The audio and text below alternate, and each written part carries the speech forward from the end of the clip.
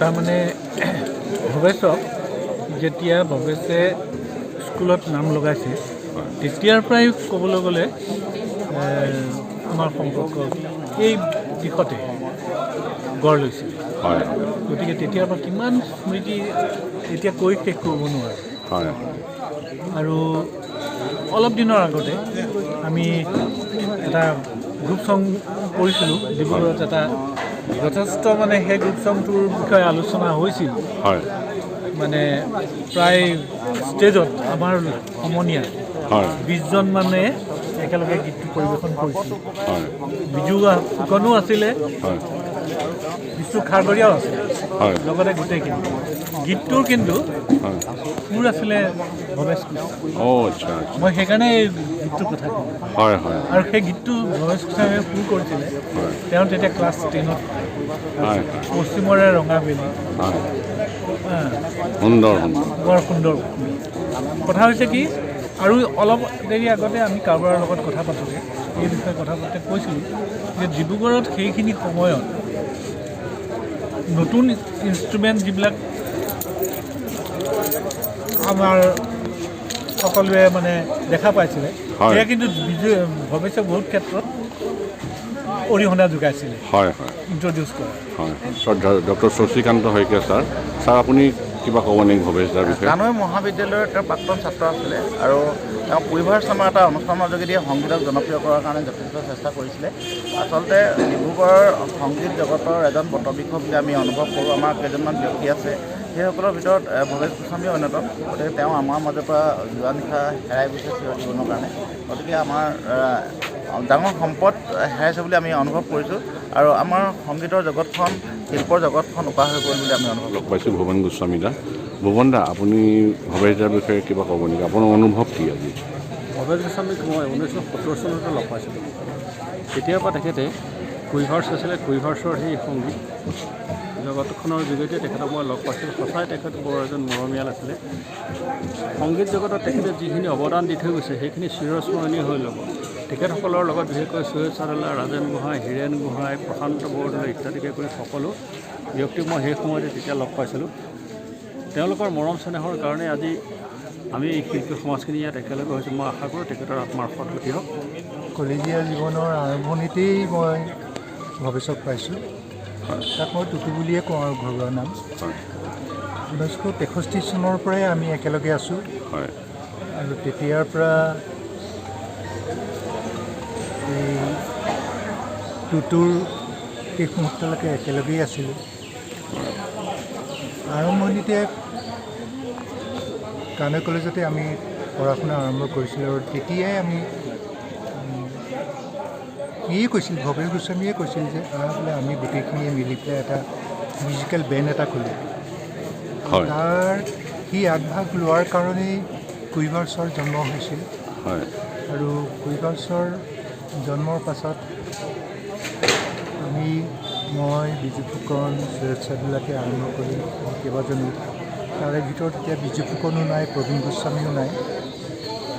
আমি সকলোখিনি কিন্তু কানৈ কলেজৰে ছাত্ৰ আছিলোঁ, একেলগে পঢ়িছিলোঁ। হেমন্ত দত্তও আছিল, নজিবুৰ ৰহমান, জুৱেল সকলো আছিল। তাৰপিছতে আমি চাকৰি সূত্ৰে অল ইণ্ডিয়া ৰেডিঅ' ডিব্ৰুগড়ত একেলগ হ'লোঁ সংগীত বিভাগত। ভৱেশ গোস্বামীও কিছু গীতৰ তেওঁ প্ৰযোজনা কৰিছিল, যদিও তেওঁ এজন পিয়ানো একৰ্ডিয়নিষ্ট হিচাপে তাত কৰ্মৰত আছিল। যিখিনি নহওক, সেই ভৱেশ গোস্বামীৰ আজি আগত দুখ লাগিছে, কিন্তু উপায় নাই। এইটো নিয়তিৰ যি হেৰি আৰু সেইটোতো হ'বই। আমি এইটোক একো বাধা দিব নোৱাৰোঁ। ভৱেশ গোস্বামী যদি নাথাকক শান্তিৰে থাকক।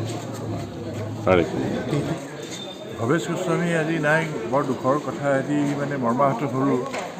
ভৱেশ গোস্বামীৰ লগত আমাৰ সম্পৰ্কটো আছিল তাহানি কানৈ কলেজত পঢ়া দিনৰ পৰা, 64 চনৰ পৰা। 65 চনত আমি এটা দল গঠন কৰিছিলোঁ। এই গোটেই ইনিচিয়েটিভটো ভৱেশ গোস্বামীয়ে লৈছিলে। কুইভাৰ্ছ নামটো ভৱেশ গোস্বামীয়ে দিছিলে।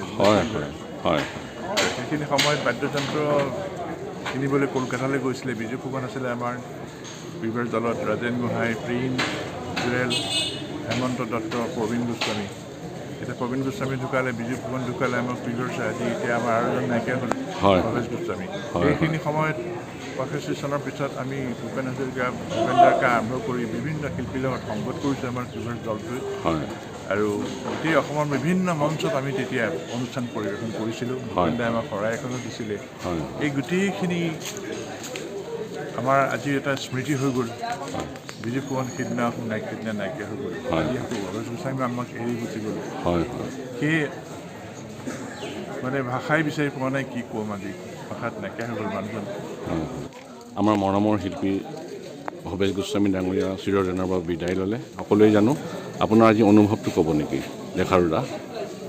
তেখেতৰ মৃত্যুত আমাৰ শিল্পী জগতৰ যিটো পুৰণি ক্ষতি হ'ল, সেইটো পূৰণ কৰাটো অলপ চিন্তাৰ বিষয়। আৰু তেখেতৰ লগত মই প্ৰায় 30 বছৰ কাল একেলগে চাকৰি কৰিবলৈ সুবিধা পাইছিলোঁ। আৰু কিছুদিনলৈকে তেখেতে মোৰ লগত যোগাযোগ ৰাখে বিভিন্ন কাৰণত। সামাজিক ব্যক্তি যিজন নেকি প্ৰতিটো অনুষ্ঠানতে উপস্থিত থাকে, আমি যেতিয়া মাতোঁ তেতিয়াই আহে আৰু মাজে মাজে ফোন কৰি থাকে। আৰু মোৰ বহুত স্মৃতি তেখেতৰ কেমেৰাৰে তুলিছিল। আৰু মোৰ কিতাপ কেইবাখনৰো কভাৰ তেখেতৰ ফটো পৰা দিয়া। তেখেত এনেকুৱা ধৰণৰ শিল্পী, প্ৰকৃত শিল্পী, অন্তৰটো শিল্পী আছিলে। তেখেতৰ মৃত্যুত আমি খুব দুখ প্ৰকাশ কৰিছিলোঁ। আমাৰ সহকৰ্মীৰ লগতে যদিও আমাতকৈ অকণমান কিছু বয়োজ্যেষ্ঠ আছিলে, আমি একেলগে চাকৰি বাকৰি একেলগে কৰি আছিলোঁ। দুদাই মোৰ গীতৰো প্ৰযোজনা কৰিছিলে। এটা গীতৰ ৰিমিতি বুলি এটা গীত আছিলে, তেওঁ প্ৰযোজনা কৰিছিলে। আৰু তেওঁ ডিব্ৰুগড় তথা অসমৰে বহুতো সাংস্কৃতিক অনুষ্ঠানৰ লগত ওতঃপ্ৰোতভাৱে জড়িত হৈ আছিলে। আৰু কি ক'ম তেখেতক লৈ। আজিৰ এই দুখৰ দিনটোত আপুনি কি ক'ব ভৱেশ দাৰ বিষয়ে? কিনো ক'ম, এইটো জীৱনৰ এটা চৰম সত্য। ভৱেশ গোস্বামী আমাৰ মাজৰ পৰা গুচি গ'ল, কিন্তু ভৱেশ গোস্বামী আমাৰ মাজত সদায় থাকিব। কাৰণ ভৱেশ গোস্বামীৰ সৃষ্টিৰাজি বিভিন্ন মাধ্যমৰ আকাশবাণীৰ অভিলেখাগাৰত সংৰক্ষণ কৰা আছে। আৰু সেয়ে ভৱেশ গোস্বামী আমাৰ সমাজত, অসমীয়া আধুনিক গীতৰ ক্ষেত্ৰখনত সদায় জীয়াই থাকিব। তেখেত য'তেই আছে সুখেৰে থাকক, শান্তিৰে থাকক। অন্তৰখনে কান্দি আছে। নিশ্চয়। কাৰণ কেলৈ ভৱেশ দা, টুটু দা আমাৰ সকলোৱে মৰমৰ আদৰৰ আছিলে। প্ৰতিটো সামাজিক অনুষ্ঠানত তেখেতে সদায় আছিলে, উপস্থিত আছিলে। আমাৰ মঞ্চৰ পৰা অনুষ্ঠানে হওক, তেখেত মঞ্চৰ পৰা সভাপতি আছিলে। তাৰোপৰি আমাৰ চুটি শিল্পী সমাজ অনুষ্ঠানত তেখেতে প্ৰতিটো অনুষ্ঠানত তেখেতে আহিছিলে। এগৰাকী অতিকৈ সুদক্ষ তেখেতে একৰ্ডিনিষ্ট আছিলে। ইয়াৰ উপৰিও তেখেতে এগৰাকী সংগীতজ্ঞ আছিলে। মিউজিকৰ তেখেতে প্ৰডিউচাৰ আছিলে। আকাশবাণী ডিব্ৰুগড় কেন্দ্ৰত তেখেতে বহু বছৰ সুখ্যাতিৰে কাৰ্যনিৰ্বাহ কৰি তেখেতৰ বহুখিনি অৱদান তাত আকাশবাণী ডিব্ৰুগড় কেন্দ্ৰত তেখেতে দি থৈ গৈছে।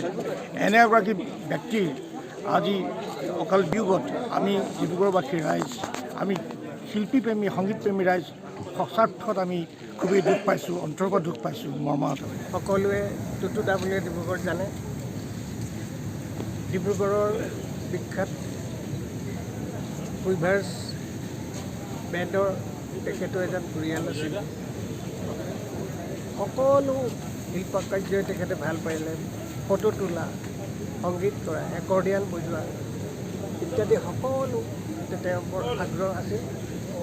আৰু তেওঁ আছিল সকলোৰে সৈতে সৰ্বৰ্গী লোক, প্ৰিয় সকলোৰে। 1957 চনত সুধা কণ্ঠই ডিব্ৰুগড়ত প্ৰতিষ্ঠা কৰা মঞ্চৰূপাৰ প্ৰাক্তন সভাপতি আছিল। আৰু তেখেতৰ লগত সতীৰ্থ হিচাপে মই যিহেতু সাংস্কৃতিক বিভাগত আছিলোঁ, একেলগে কাম কৰিছিলোঁ। আৰু আকাশবাণীত যিহেতু আগৰে পৰাই জড়িত, তেওঁ আকাশবাণীৰ যিহেতু কৰ্মকৰ্তা আছিল, সেই হিচাপেও তেখেতক কাষৰ পৰা পাইছোঁ। আৰু ঘৰুৱা সম্পৰ্কও আছিল।